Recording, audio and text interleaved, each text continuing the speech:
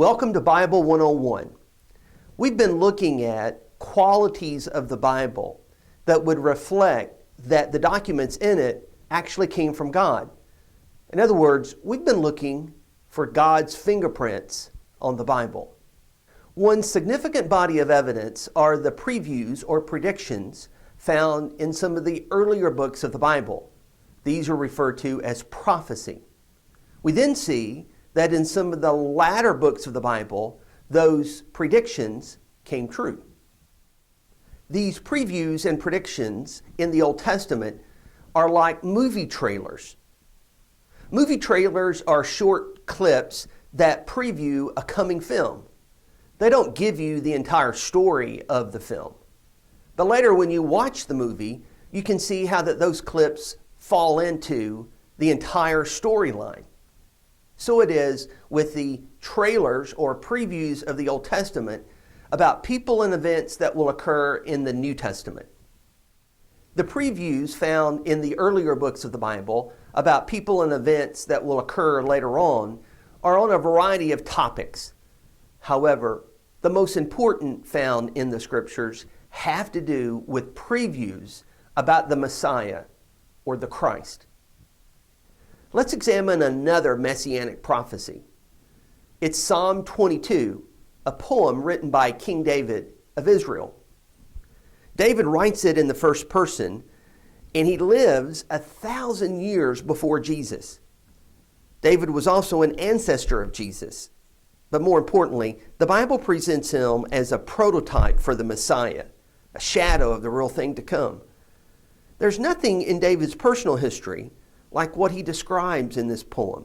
As I read excerpts of Psalm 22, note the list of chapters from Matthew, Mark, Luke, and John from the New Testament.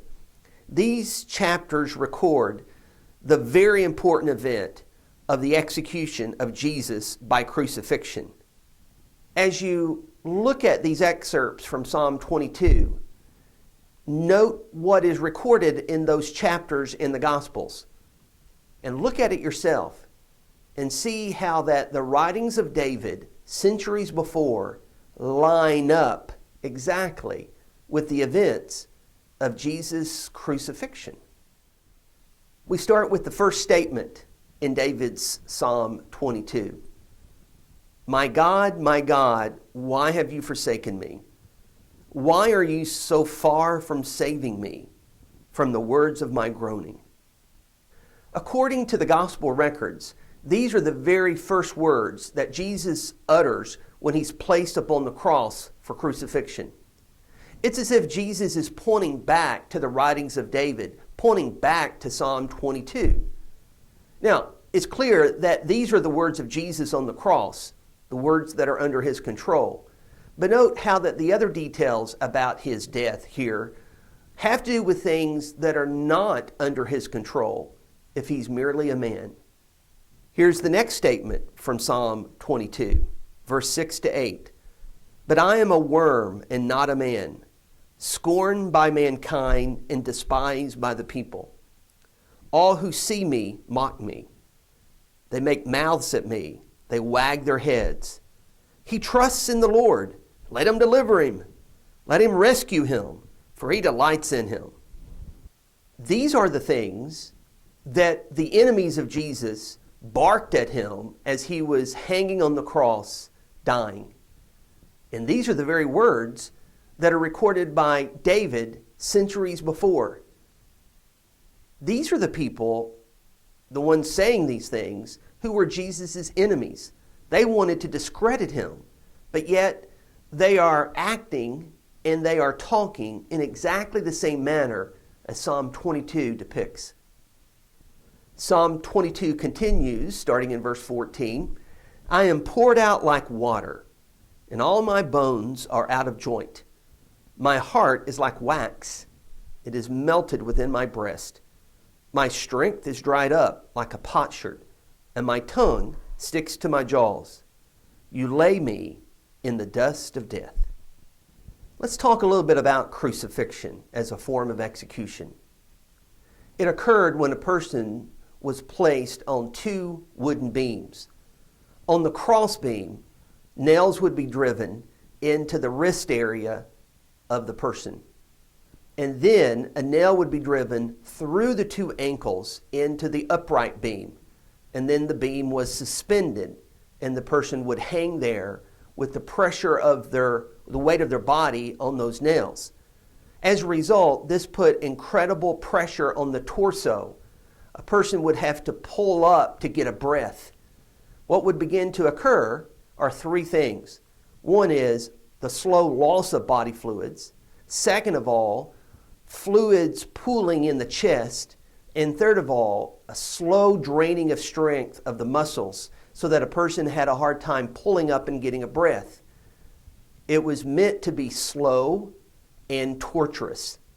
The Romans also executed people in this fashion in a public place so that others could see it, and it would be a deterrent to challenging Roman authorities.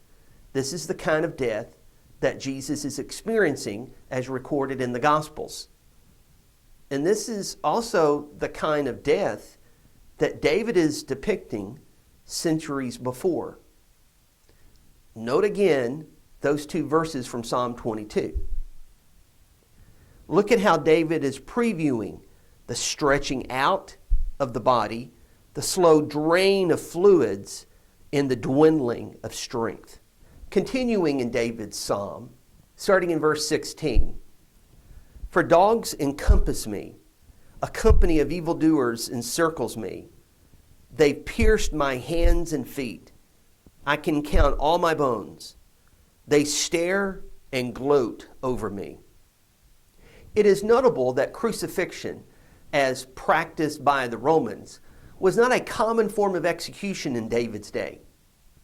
Just like later in history, firing squads and the electric chair will be used for executions. It's going to be later in history, much past David's time, when crucifixion will become a common form of execution. Yet note in David's writings the incredible detail and how it aligns exactly with the execution form of crucifixion.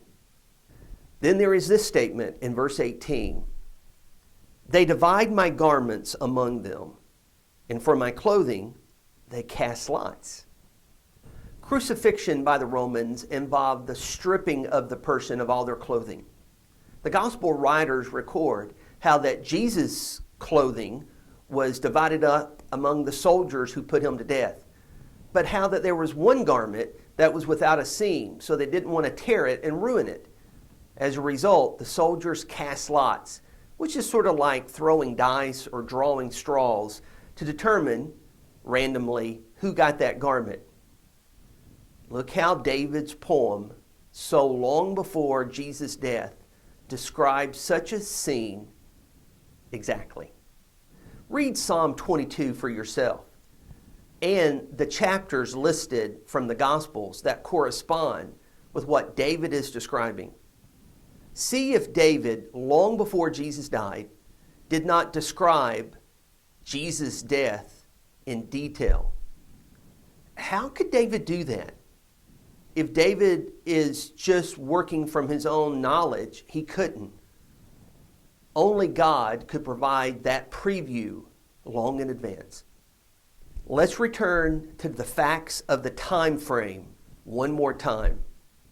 Understand that as you see on this timeline, that David lived and wrote 1,000 years before Jesus was on earth.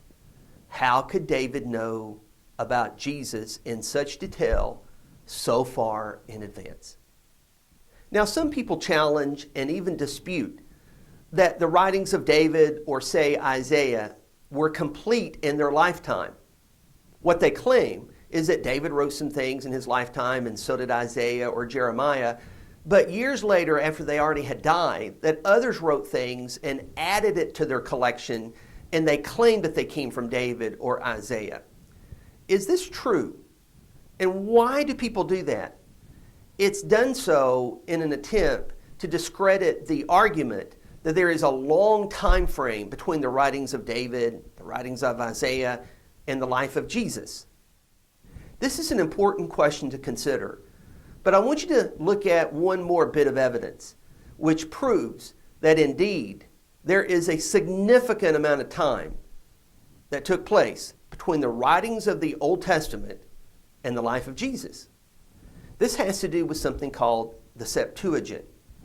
This was a translation commissioned by the Greeks in Alexandria, Egypt, of the Hebrew scriptures into the Greek language. This translation of the Hebrew writings into the Greek was accomplished by 200 BC by about 70 Jewish scholars. Look up the Septuagint in any reliable history source, and you'll find what it is. Now, the best evidence is that the Old Testament documents were completed much earlier than 200 BC. However, one has to accept that they were already written, circulated, used, and now being translated by 200 years before Jesus. Bottom line, these Old Testament documents existed way before Jesus was on earth. Now, these are some samplings of the previews in the Old Testament about the Messiah that when you open up the New Testament, you see a line up completely with the Jesus of that record. Psalm 22 is a sample of the types of messianic previews found in the Old Testament, which are fulfilled in the record of the New Testament in the person of Jesus. What's the conclusion? The conclusion is that only God can record previews and predictions of people and things that would occur centuries later. In other words, the Bible has God's fingerprints on it. To learn more basics about the Bible, view future installments of Bible 101.